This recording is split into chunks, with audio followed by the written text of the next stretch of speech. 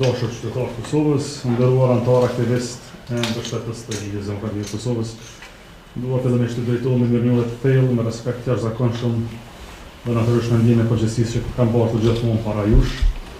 Faleminderit gjithë atyre që na kanë besuar për çdo përpjekje, për çdo ditë punës dhe shpresës së përbashkët. Faleminderit secili qytetar që besoi në programin tonë dhe në ekipin tonë. Faleminderit dhe atyre që nuk besuan këtë herë, sepse edhe refuzimi është pjesë e demokracisë, pjesë e mësimit, pjesë e korrigjimit. Rezultati i DDK-s nuk është ai që kemi pritur, nuk është ai që unë si kryetar kam dëshiruar ta shoh ndonjëherë.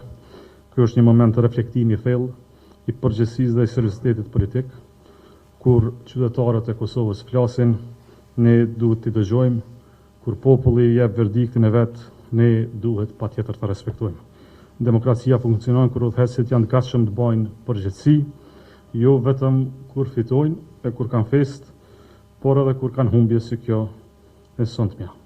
Këto 5 vite që kam udhëhequr me Lidhjen Demokratike të Kosovës, kam bërë dhe kam vepruar gjithmonë ashtu siç kam besuar se është më e mira për LDK-n, për strukturat tona, për besimin e qytetarëve dhe për të ardhmen e kësaj shtëpie politike me peshë të madhe historike për Kosovën.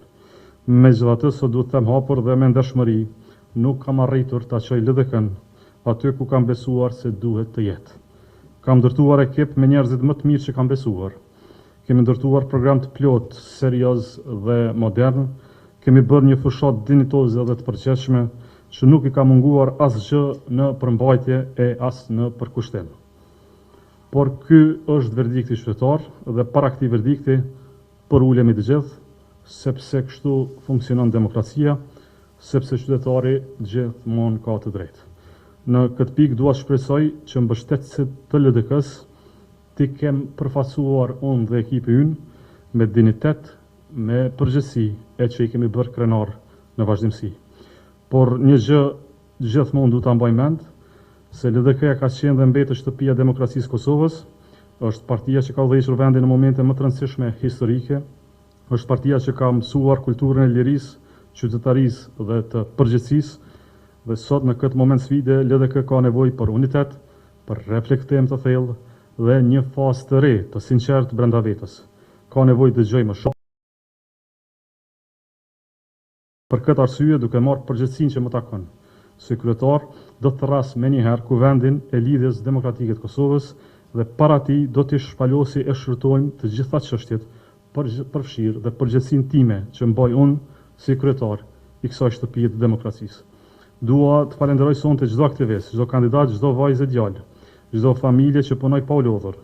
Ju jeni arsyeja pse LDK ka ekzistuar dhe do të vazhdojë të ekzistojë. Dua të falenderoj edhe kundërshtarët tonë politik për garën, t'i uroj fituesit, sepse Kosova ka nevojë për demokraci funksionale edhe kur nuk jemi dakord për gjëra substanciale. Shteti është mbi secilin prej nesh. Kosova meriton stabilitet, zhvillim, dinjitet, respekt. Le të shpresojmë se qytetarët kanë zgjedhur drejt këtë herë.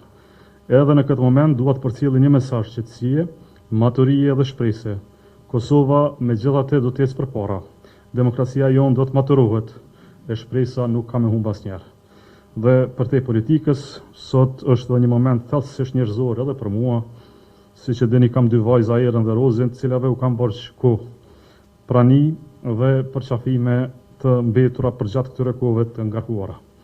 Do t'u kthehem me kohën që kemi për të rikuperuar këto momente bashkë, me dashuri, me qetësi dhe me mirënjohje për çdo sakrificë që ato kanë bërë në heshtje për mua. Ju falenderoj edhe një nga zemra për besimin, për bashkëpunimin dhe për nderin që më keni dhënë të udhëheq Lidhjen Demokratike të Kosovës në këtë fushat elektorale. Edhe një herë, ditëve në vijim do të rras kuvendin e Lidhjes Demokratike të Kosovës, ku do të shtroj gjitha çështjet në atë kuvend.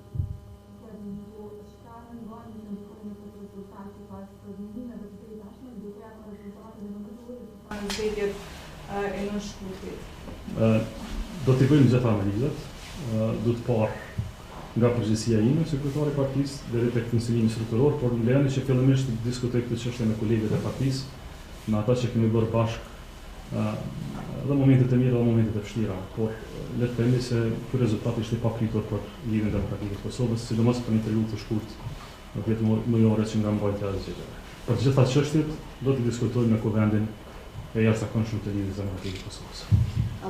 Gargjini Bidonozonë, gazetar të televizionit Gargjini, a konsideroni ndërheqjen apo prisni një vendim të Kuvendit të TK-s që po thonë që do mbledhin, pastaj do të vendosni? Të gjitha janë